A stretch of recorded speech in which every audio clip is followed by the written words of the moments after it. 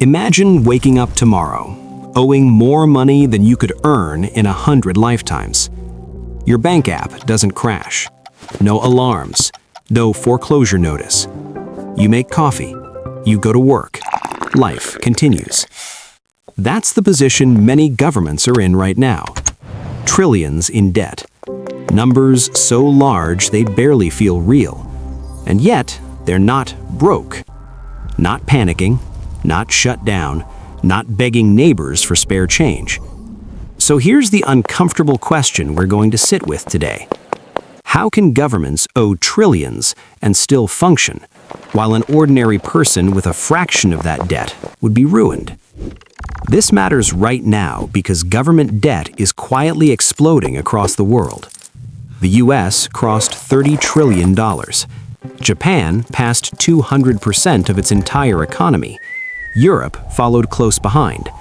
And yet, markets keep lending. People keep buying bonds. Currencies keep trading. No sirens, no collapse montage. Which tells us something important. Either the system is smarter than it looks, or it's more fragile than we're being told. Let's start small. Picture a household. You earn $50,000 a year. You owe $100,000 in loans. That's uncomfortable, but survivable. Now imagine owing $5 million. You can't print money. You can't change the rules.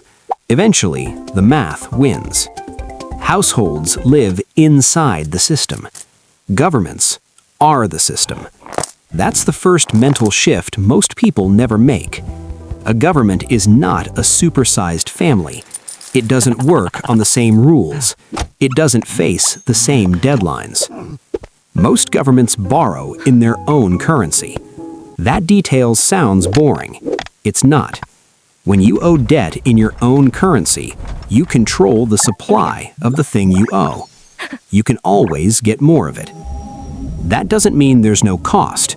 It means there's no immediate insolvency. A government with its own central bank cannot run out of money the way you can run out of cash. It can always pay. The real question is how it pays and who absorbs the consequences. Let's talk about bonds. When a government needs money, it doesn't ask politely. It issues bonds, IOUs. Investors buy them because they want safety, stability, and predictable returns. Here's the irony. The more debt a powerful government issues, the more the world often wants it. U.S. Treasuries aren't just loans, they're global financial plumbing. Banks hold them. Pension funds depend on them. Central banks stash them like emergency rations. So when the U.S. borrows more, it's not begging, it's supplying a product the world already relies on. That demand keeps interest rates manageable most of the time. And as long as interest stays lower than economic growth, the debt doesn't explode. It just rolls forward. Old bonds mature. New bonds replace them. The number grows, but the system doesn't seize. Debt becomes a background hum. Now here's where the story turns uncomfortable. Governments don't pay debt the way you think they do. They rarely pay it off. They manage it, stretch it, refinance it, dilute it. Inflation is the quiet accomplice here. If prices rise over time, yesterday's debt becomes easier to carry. You borrowed in expensive dollars. You repay in cheaper ones. Nobody sends you a bill labeled inflation tax, but everyone pays it. Savings lose purchasing power. Wages lag behind prices. Assets inflate. Debt shrinks in real terms. It's subtle. It's politically safer than raising taxes. And it works until it doesn't. Now let's zoom out. Why doesn't this blow up immediately? Because trust holds the system together. Trust that the government will keep collecting taxes. Trust that courts will enforce contracts. Trust that inflation won't spiral out of control. As long as investors believe tomorrow looks roughly like today, they keep lending. The moment that belief cracks, everything changes fast. We've seen it before. Argentina, Greece, Weimar Germany. Those governments weren't broke either until confidence evaporated. Interest rates spike, debt servicing explodes, printing accelerates, inflation feeds on itself. Debt doesn't kill governments. Loss of credibility does. And here's the quiet absurdity of modern finance. A country can owe more than its entire economy and still borrow cheaply, as long as everyone agrees to pretend this is normal. Japan has lived inside this paradox for decades.